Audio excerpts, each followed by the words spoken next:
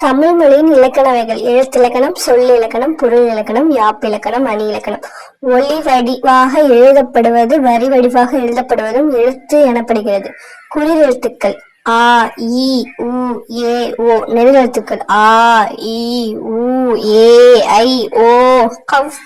மாத்திரை: மாத்திரை என்பது இயங்கும் கால அளவு. ஒரு மாத்திரைனா கண் இமைய மூடி திறக்கிற அந்த நொடியும் கையை சுண்டி விடுறப்ப இருக்க நொடியும். குறில் எழுத்து ஒரு மாத்திரையும், நெடில் எழுத்து 2 மாத்திரையிலும், மெய் எழுத்து அரை மாத்திரையிலும், ஆயுத எழுத்து அரை மாத்திரையிலும் ஒலிக்கிறது. மெய் எழுத்து 18 உயிர் எழுத்து 12 சேர்ந்தால் உயிர்மெய் எழுத்துக்கள் உருவாகுது. உயிர்மெய் எழுத்துக்கள் உயிர்மெய் குறில், உயிர்மெய் நெடில்னு இரு வகைப்படும். உயிர்மெய் குறில் 1 மாத்திரையிலையும், உயிர்மெய் நெடில் 2 மாத்திரையிலையும் ஒலிக்கிறது. இங்கே எக்ஸாம்பிள் கபிலர் கொடுத்துருக்காங்க. கபில 3மே உயிர்மெய் குறில், அதனால ஒவ்வொரு மாத்திரையிலையும், இரு மெய் எழுத்துங்கிறனால அரை மாத்திரையும் 3.5 மாத்திரையில ஒலிக்கிறது.